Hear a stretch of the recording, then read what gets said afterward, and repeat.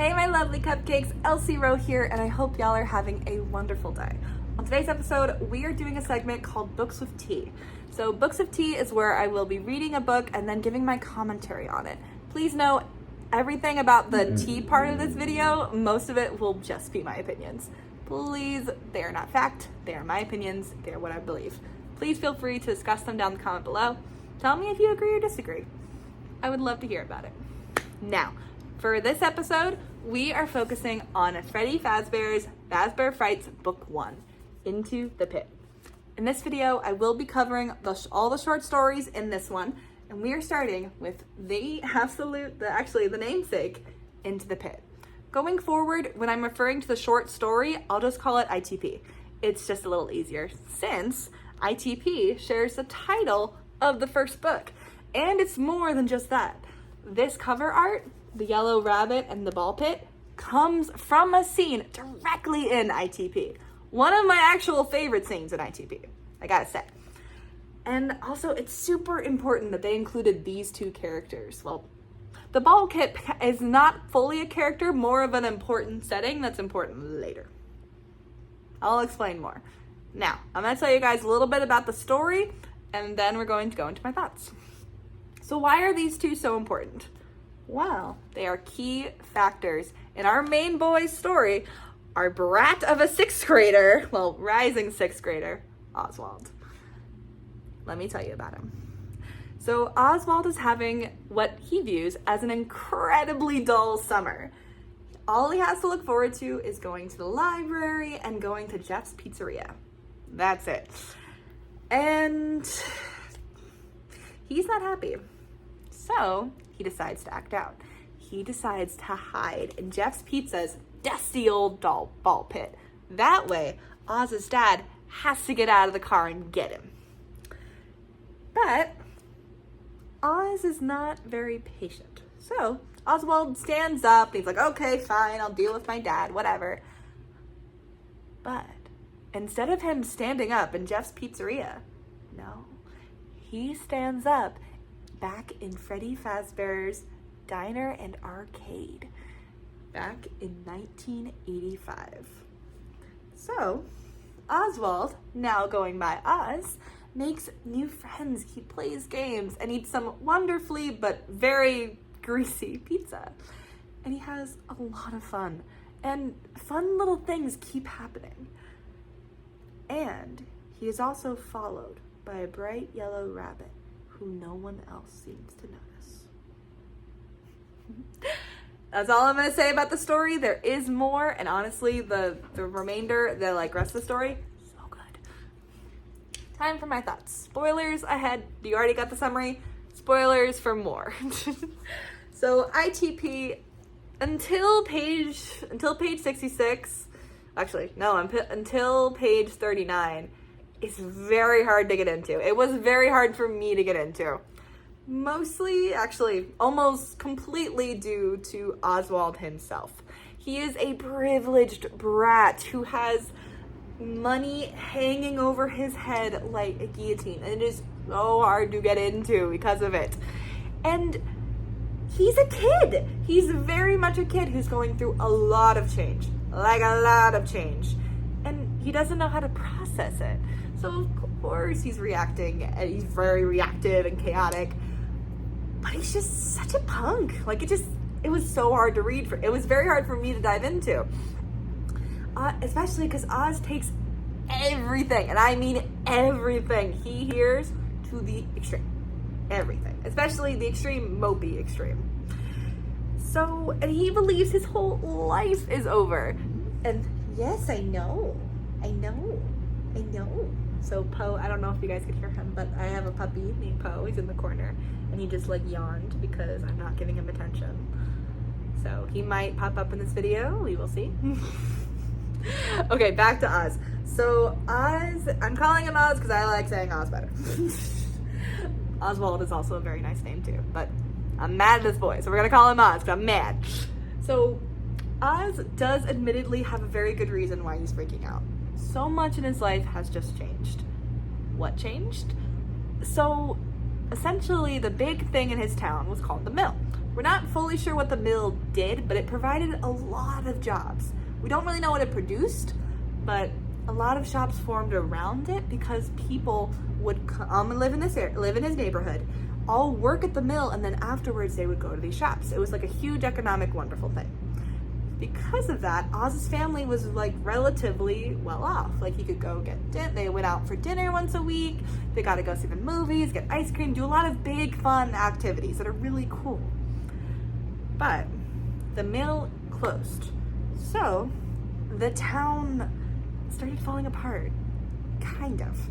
When the mill shut down, a lot of people lost their jobs, including Oz's dad. And Oz's best friend ended up moving away because his family also lost their jobs. And then the town itself, a lot of places closed because when people left, they couldn't maintain employees, they couldn't maintain things. So Oz's town went from very ideal and wonderful to now kind of a ghost town. And he feels really alone. And so that's a very hard position for him to be in. But this big change, it's also put this financial, my world is ending mindset on him. And the reason why I say financial is because so much of Oz's dialogue throughout a good chunk of the whole story, both verbal and internal, is about how he feels less than because he feels like his family doesn't have enough money. He feels like there's a couple of lines that just kind of make me want to chuck something at him. Because it's that will have to be its own video someday because I have a lot to say about it and it makes me really mad. So, own video, I promise. The big thing to know is that Oz is very shaken up by this new economic change, which is understandable. It's very drastic and scary because now he can't go and do those exciting things. Now he has to stay home and watch movies and do more small things. There's even a really sweet moment where I think it's sweet, but he immediately takes it into the emo extreme. And so Oz talks about how his family, after the mill closed, how they used to go to picnics and how that was really fun. Now he really likes going to picnics. Until he realized that the big reason why they went out to do picnics is because picnics are free. No money attached to it. That's just one example. In fact, I actually have a quote here. So, in Oz's defense, I really think his parents should talk to him about this. And in his parents' defense, because I think his whole situation is just messy, I think his parents would try to give him a really good life still, and he is. He's still having a good life. But he's still scared and feels uncertain and is not sure what's going to happen moving forward. What I really think should have happened is they should have sat down and again, I think his parents would have been like, hey, this is changing. We are okay. I think that's the big thing Oz needed to hear because he is petrified by this big change. And it just comes out in anger and rage. And he lashes out at people, he's just mean to everybody. And we mostly see it through the dad. We see it a little bit through the mom, but most of the dad. But the dad, they're not... Let me read you guys the quote. So here's a quote from Oz from ITP where Oz's dad talks to him about the money situation. Things are hard right now where money's concerned. I'm sorry it affects you. You're a kid. You shouldn't have to worry about money. End quote. And that's from page 22. So yes, that's a good start. But what I think next is to be like, hey, I'm really sorry about that. Just know that you are okay. Because I don't think Oz knows that. I think because he is very nervous and scared. Why is my hair poofing up so much? Sorry. But Oz is just not doing okay. So Oz's dad is being very sweet and is... Do y'all see how my hair is just fucking poofing? I'm sorry, guys. It's been very easy to distract me. So Oz's dad is doing something sweet. Like, yes, I'm sorry this happened to you. I'm sorry about that. But Oz doesn't feel safe. He's scared. And he needs to feel that he is safe. and he doesn't really feel like he belongs right now because he's lonely. He's like, the library is a great resource, so is being able to go to the pizzeria every day, but he's not excited. He's bored, he's anxious, he's shy, he's not doing too good. He's a middle schooler, and that makes it very hard to read this first area. So of course Oz lashes out and causes a bunch of problems, but it drew me out of the story very, very quickly. Like, if it was for a couple of pages or even a couple of chapters, I'd be like, yeah, perfect. It doesn't really fully go, it's still there at the end, but it becomes more manageable as soon as we get to like page 39. Because at 39, we get to the diner, and suddenly he's not only focusing about his family financial situation, he's focusing on how he's at this new Fazbear diner. He has these new friends, and he has to remember he has to look up all these 80s movies, and it's fun and it's cute, and he's exploring. And I do think the writers kind of did that on purpose to show him what kind of bleak life he had before and easing him into how great the pizzeria is. But it's really hard, and Oz is such a brat, and his parents are trying really hard to give him a good life. So I think, at least for me personally, it was very hard for me to get into this first section. I have a lot more thoughts on this, which is going to have to be its own video, because this is a review video. I don't want to dive into all the little pieces. Speaking of another video that I will make in connect to this story, in ITP, we learn about this yellow rabbit. This yellow rabbit was such a cool character during this whole thing. I loved him. The side characters in this story are really fun, especially with this yellow rabbit. I'm pretty sure we actually get the purple guy's murder ritual, like what he does before every single murder. I'm pretty sure we got it. I'm gonna have a whole video about that, explaining what I think. So that video is gonna be a bit darker, but it was so cool. All the scenes that he were in, even if they were just a couple sentences, used wonderfully. I loved that. And then as soon as we get to the ball pit scene, like at page 39, and we actually, like, Oz breaks out of this cycle and he actually starts doing new things, it's awesome. It's fun, and I love it. Like, page 39 to 66, literally the middle, like, the whole, like, last area was such a good. I loved that. But Oswald really takes the ITP for me. I still really like it. And out of the stories, ITP is I think it's still one of the most iconic. I think it actually is a fan game video based around it. And I still really like it. But again, Oz just tanks it for me. But when we get to that good scene, when we get to that second area, the yellow rabbit is unsettling. The tension is wonderful. And it's just, it's so cool. I love it. As a whole, I had to give ITP a C-. I really like it. Honestly, I've actually read ITP 3 times. The first time I read it, I didn't like it. Second time, I didn't fully understand it because, again, it was just hard for me to get into. Third time, when I actually read it for this video, I was like, oh, finally clicked. I don't know what that says about me, but what it does say is that I'm stubborn. And I gotta admit, I see some hope for Oswald, and I'm excited to see more of him. Now, I will make more content about this particular story, ITP, but for now, we have another story to talk into. Okay, so we're going to go to the next story, which is called Count the Ways. Hey, so I misspoke. We will get to Count the Ways soon, but Count the Ways is actually the next story. We have the middle child to do first. So our middle child is a story called To Be Beautiful. It is completely separate from Oswald, and it's in a whole different town, different place. Might be in a similar town. We don't fully know if these kids know each other. Well, actually, yeah. New character, new setting, new. As far as we know, they don't know each other. As far as we know, it's in a different town. But we'll have to see. So in this story, we will talk about To Be Beautiful. So To Be Beautiful, now, before we get into it, of course, a summary is coming and a spoiler warning as well. I will be talking about some key parts of the story.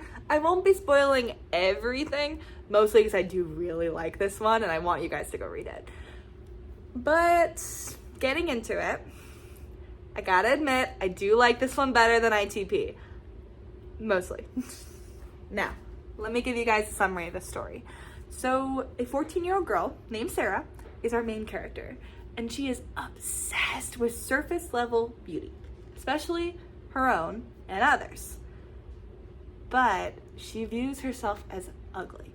She believes that she has a potato nose, and she calls herself Miss Mix and Match. And her own views of her physical surface level beauty completely take over her life. They put her in a very negative self-place. One day, Sarah finds a beautiful robot girl trapped in a junkyard. So, Sarah saves her. She gets her out of there, she cleans her up, and she sets her up in her room. Just, why not? That robot, though, twirls and spins to life and introduces herself as Eleanor. Eleanor says to thank Sarah for saving her, she'll grant her a wish. And the first thing Sarah says is that she wishes to be beautiful. And Eleanor says that she can do that. That she can do just that. Now, quick spoilers for the ending. I'm not going to tell you guys exactly what happens, but I will say it's very creepy, and the more you look into it, the darker it gets. And I love stories like that. I love stories like that. It's very creepy. I know, and I love it. I love it, I love it, I love it. I love it. I love that whole part. I love the ending. Especially if you like low-key, subtle body horror. You're gonna love it.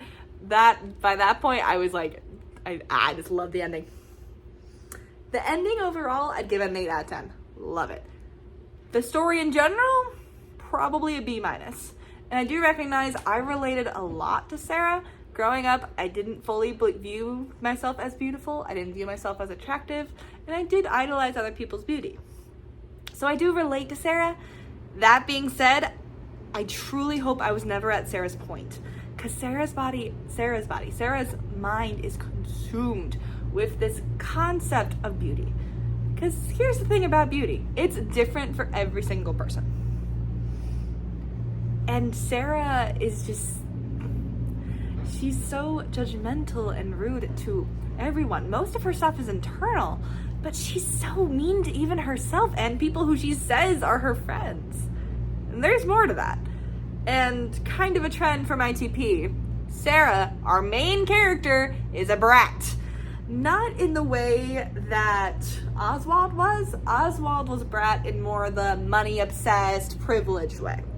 Sarah is more of a brat in how she treats herself and others. In the my body, Poe was like, you didn't quote that correctly. Poe, be quiet, it's okay.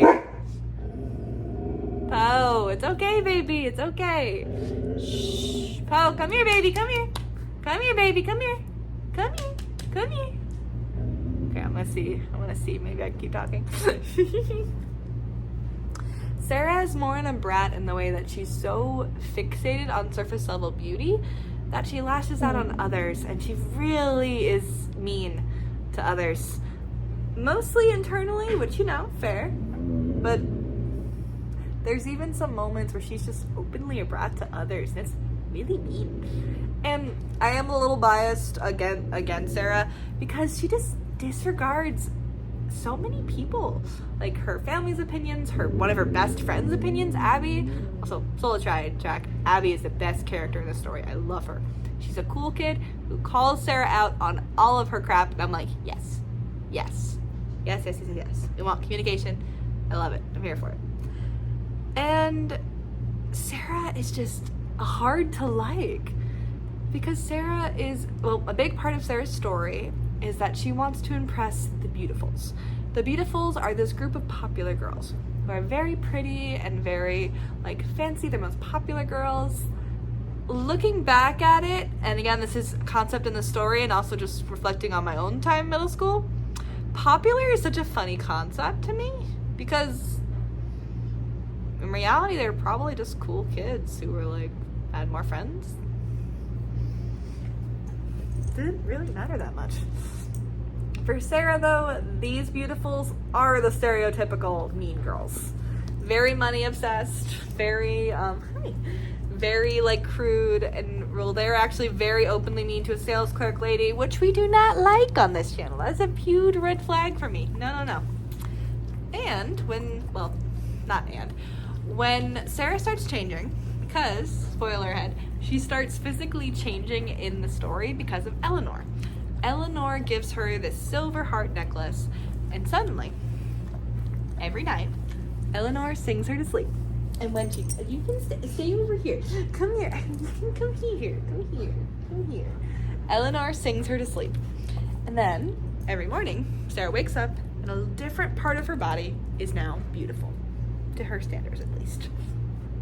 So, when Sarah's body starts physically changing, the beautifuls notice her, and they invite her to their table. They offer to be her friend.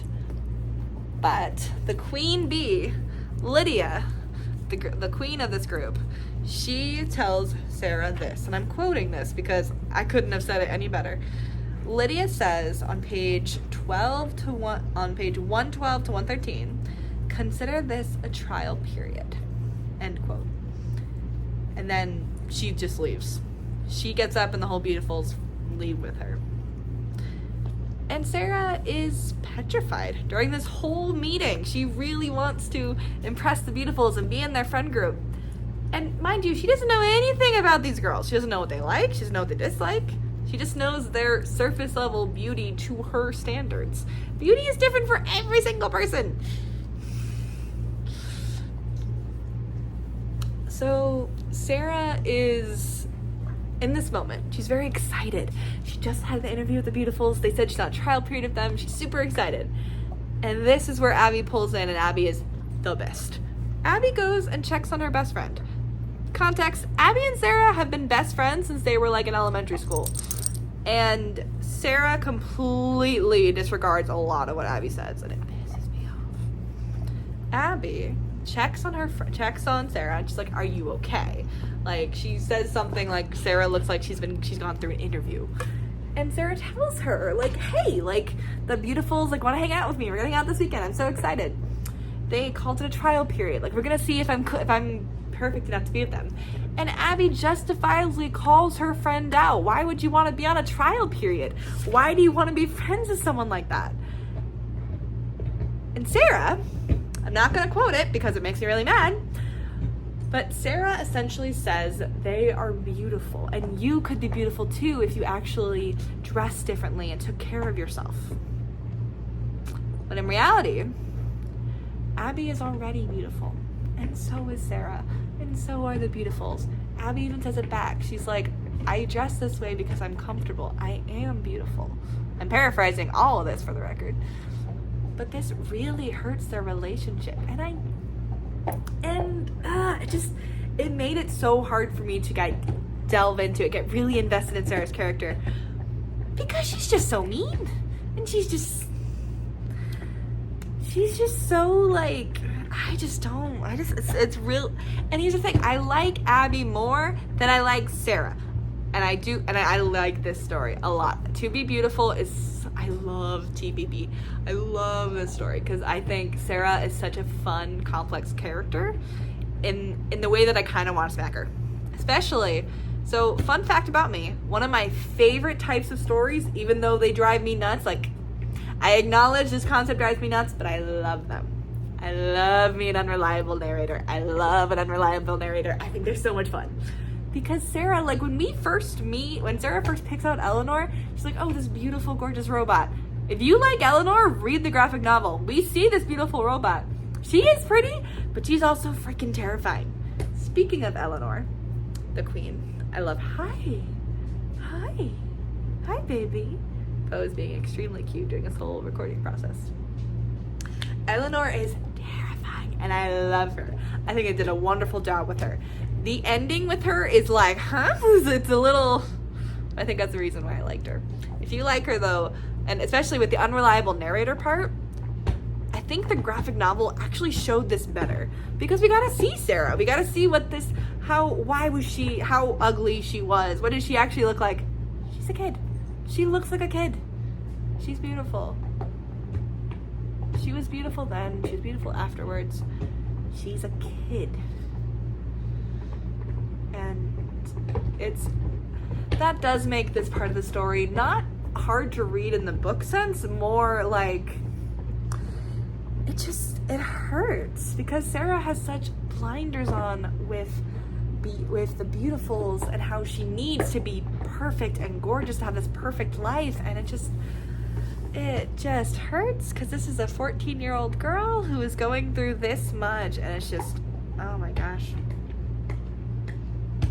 So Sarah, I do admit I'm a little biased towards her, mostly because I felt by the end, and this kind of happens in Count the Ways too, once we get to the end of Sarah, she kind of is like, oh, like she has that like dawn of clarity moment.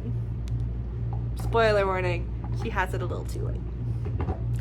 My only beef that I gotta say with Eleanor though, is that Eleanor's creep factor goes from like low-key kind of creepy to like nightmare fuel in like 2 pages. That's the only beef I have with Eleanor, otherwise I love her. And Sarah, my baby girl. All in all, I do prefer To Be Beautiful over ITP. Definitely. ITP.